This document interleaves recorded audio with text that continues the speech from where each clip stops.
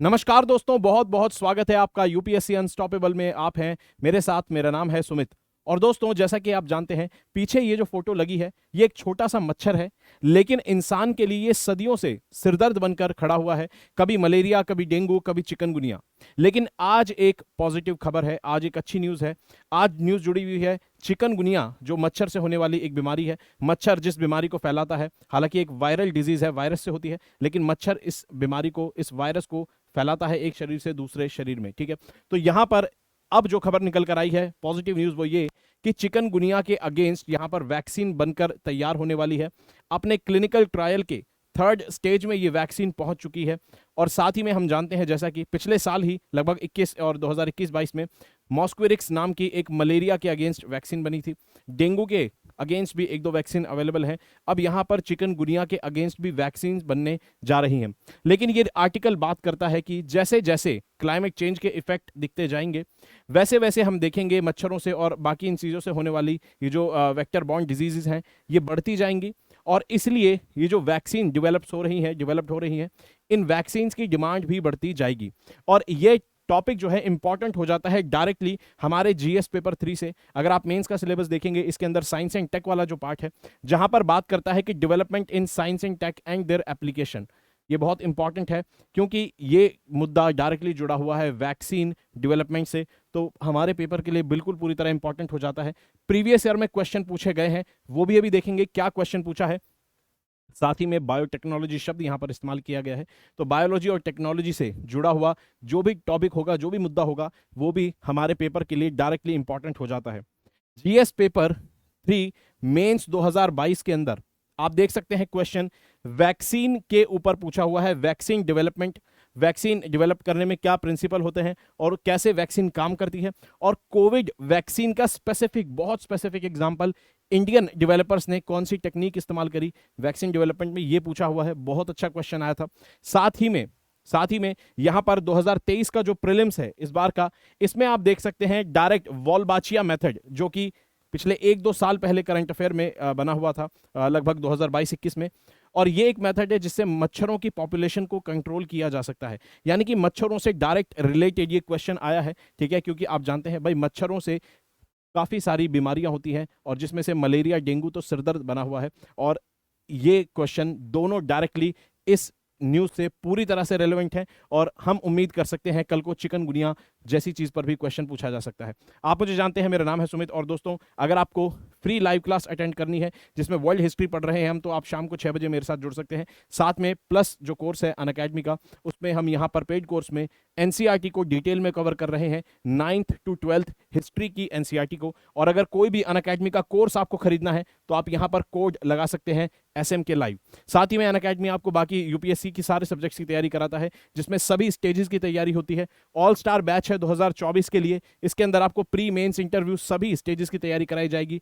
Mains की test series, pre की test series, mentorship, साथ में आप EMI पर भी कोर्स ले सकते हैं यहाँ पर। और दिल्ली का ऑफलाइन सेंटर भी खुल चुका है, ऑफलाइन स्टडीज के लिए भी आप आ सकते हैं। कोड याद रखेंगे SM के लाइव, अगर आपको कुछ भी कोर्स खरीदना है। ठीक है, ऑप्शनल के सारे बैचेस अवेलेबल हैं, हर सब्जेक्ट के ऑप्शनल आपको देखने को मिलेंगे। तो एक मेडिकल हेल्थ जर्नल है लांसेट, जो कि ये बताता है कि वैक्सीन अपने थर्ड स्टेज में है क्लिनिकल ट्रायल में। इस वैक्सीन का नाम है VLA1553। ठीक है, और ये जो है, ये एक फ्रेंच बेस्ड कंपनी इसको डेवलप कर रही है। ठीक है, यहाँ पर ये जो न्यू वैक्सीन है, ठीक है, ये अपने क्लिनिकल जो फेज 3 है, इसका मतलब क्या है? फेज 3, जब एक किसी वैक्सीन को हम डेवलप करते हैं तो उसके कुछ स्टेजेस होते हैं। कुछ एक होता है प्री क्लिनिकल ट्रायल्स, यानी कि हम उसको लेबोरेटरी में टेस्ट करते हैं, इंसानों पर टेस्ट नहीं करते।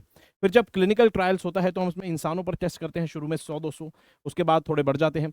उसके बाद फिर जो थर्ड स्टेज होता है, उसमें हज़ारों की संख्या में इंसानों के ऊपर हम इस वैक्सीन को इस्तेमाल करते हैं।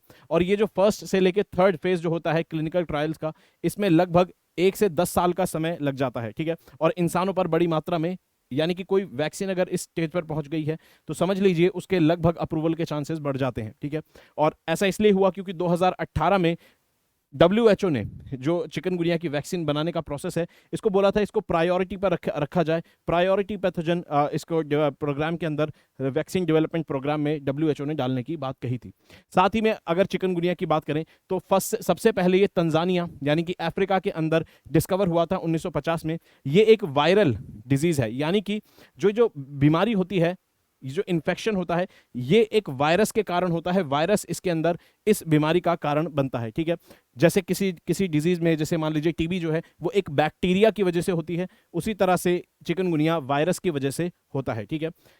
चिकनगुनिया जो है इतना जानलेवा नहीं होता, लेकिन जब ये होता है किसी को तो काफ़ी ज़्यादा दर्द होता है, काफ़ी दर्दनाक ये प्रोसेस होता है। जोड़ों में दर्द होता है, इंसान से खड़ा भी नहीं हुआ जाता, और एक तरह से पेनफुल अर्थराइटिस इसको इंसान को कुछ समय तक बना रहता है।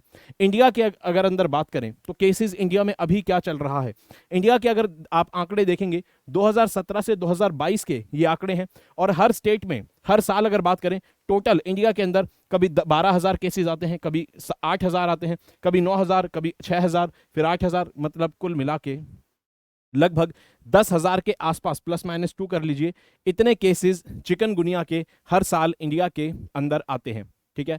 और अगर वर्ल्ड लेवल की बात की जाए तो ज्यादातर केसेस आपको इक्वेटोरियल जो कंट्रीज हैं, यानी कि जो इक्वेटर के पास जो कंट्रीज पड़ती हैं, वहां पर चिकनगुनिया के केसेस देखने को मिल सकते हैं। जैसे कि यहां पर एग्जांपल दिया गया है पराग्वे का।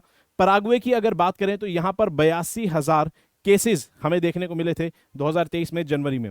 उसके अलावा यहां पर 2013 में एक बहुत मेजर आउटब्रेक हुआ था चिकनगुनिया का साउथ अमेरिका के पराग्वे में, और यहां पर 1 मिलियन से भी ज्यादा इन्फेक्शंस देखने को मिले थे। तो आपसे प्रीलिम्स में भी कई बार क्वेश्चन पूछ सकता है कि भाई चिकनगुनिया के ऊपर डायरेक्ट सवाल बना सकता है कि भाई ये वायरल बेस्ड डिजीज है, इसके अलावा इसकी कोई वैक्सीन नहीं है, या फिर बन चुकी है, अप्रूव हो चुकी है, नहीं हुई है, इस तरह से स्टेटमेंट।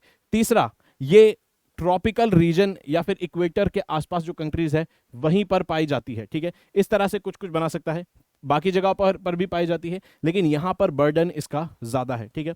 चलिए, चिकनगुनिया वैक्सीन जो है, यहां पर ये जो रिजल्ट्स इसमें मिले हैं, इसमें यह पाया गया है कि 180 दिन तक 98% लोगों में यह पाया गया, इन लोगों को वैक्सीन देने के बाद 180 दिन तक वैक्सीन काम करती है, इनके शरीर में एंटीबॉडीज जनरेट करती रहती हैं, ठीक है। एंटीबॉडीज क्या होती हैं? एंटीबॉडीज हमारे शरीर में ऐसे बायोलॉजिकल एजेंट्स होते हैं जो क्या करते हैं, बाहर से आने वाले कोई वायरस, बैक्टीरिया, यानी कि फॉरेन एजेंट हमारे शरीर में कोई आता है, एंटीजन, तो उससे लड़ती हैं हमारे शरीर की एंटीबॉडीज और हमें इम्यूनिटी देती हैं, ठीक है।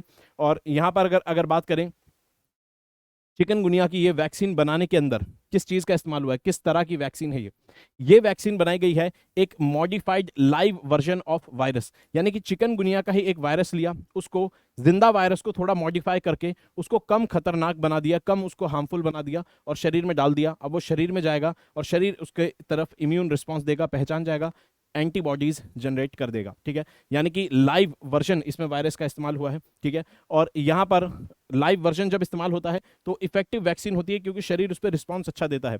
वैक्सीन क्या होती है आपको पता होना चाहिए, ताकि एग्जाम पेपर में आया है तो डेफिनेशन आपको पता होनी चाहिए कि भाई ये एक बायोलॉजिकल फॉर्मेशन होती है जो कि हमारे शरीर में जाके इम्यून सिस्टम को ट्विक करती है, उसे स्टिमुलेट करती है, उसको जनरेट करती है। और कौन सी इम्यूनिटी हमें देती है? एक्वायर्ड इम्यूनिटी देती है, जो कि हमें बाद में मिलती है, पैदाइशी नहीं होती है, ठीक है। और इसके अंदर हम या तो लाइव वायरस का इस्तेमाल कर सकते हैं या फिर किल्ड वायरस का इस्तेमाल कर सकते हैं। इसके आधार पर वैक्सीन इतने टाइप की होती है। लाइव अटेन्यूएटेड मतलब वायरस को थोड़ा सा हमने इनएक्टिव कर दिया, इनएक्टिव किल्ड वायरस होता है।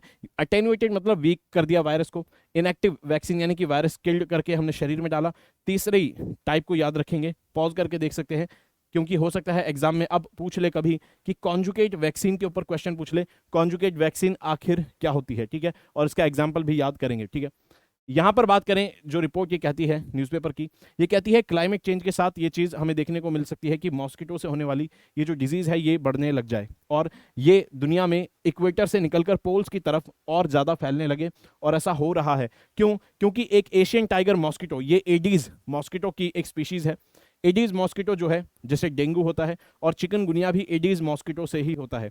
ये मच्छर अभी तक सदर्न यूरोप के अंदर पाया जाता था, अब ये जर्मनी के अंदर भी पाया जाने लग रहा है। तो ये एक हिंट दे रहा है कि पोल्स की तरफ ये मच्छर माइग्रेट कर रहे हैं, वहां पर शिफ्ट कर रहे हैं, ठीक है। और 1898 का 1898 और 2016 का अगर आप डेटा देखेंगे तो यहाँ पे एनोफिलीज मॉस्किटो जिससे मलेरिया होता है, ये मच्छर अपनी रेंज बढ़ा चुका है पोल्स की तरफ। कितनी? टोटल इस पूरे पीरियड में 500 किलोमीटर तक ये मच्छर अपनी रेंज बढ़ा चुका है। तो यानी कि ये पता चल रहा है साफ साफ कि क्लाइमेट चेंज के साथ साथ जैसे जैसे क्लाइमेट गर्म होता जाएगा ये मच्छर पोल्स की तरफ अपना प्रकोप बढ़ाते जाएंगे। और आप देख सकते हैं यहाँ पर डेंगू, चिकनगुनिया और मलेरिया के अंदर डिफरेंस यहाँ पे दिया हुआ है। पॉज करके देख सकते हैं, डेंगू वायरस से होता है, चिकनगुनिया वायरस से होता है, मलेरिया प्लाज्मोडियम पैरासाइट से होता है। एडीज मॉस्किटो यहाँ पर एनोफ्लीज। और यहाँ पर याद रखेंगे कि इनकी जो वैक्सीन है उनके क्या नाम है, कल को पेपर में डायरेक्ट सवाल आपसे पूछ सकता है। यहां पर बताएंगे, बहुत सिंपल क्वेश्चन है। The adeno virus use for making the Covishield vaccine, जिसमें एडिनो वायरस का इस्तेमाल हुआ था, ये वायरस जनरली हमें कहां पाया जाता है और कौन से एनिमल से हमने ये वायरस लिया था? ठीक है, तो बताएंगे मंकी से लिया था, चिंपैंजी से, भालू से, या फिर gut of domestic cattles, domestic cattles के गट से हमने या फिर ये लिया था। तो सही जवाब है इसका चिंपैंजीज में पाया जाता है एडिनो वायरस, जिससे हमने क्या बनाई थी, जिससे हमने कोविशील्ड वैक्सीन बनाई थी कोरोना वायरस के अगेंस्ट। ठीक है, तो अगर वीडियो अच्छी लगी तो वीडियो को लाइक करेंगे। मुझे आप इंस्टाग्राम पर फॉलो कर सकते हैं, मैसेज कर सकते हैं किसी भी गाइडेंस के लिए। टेलीग्राम पर आपको मुझसे जुड़ना होगा पीडीएफ्स के लिए, और मेल भी कर सकते हैं अगर कोई भी डाउट हो। तब तक पढ़ते रहेंगे, अपना ख्याल रखेंगे, वीडियो को लाइक करेंगे, चैनल को सब्सक्राइब करेंगे। जय हिंद दोस्तों।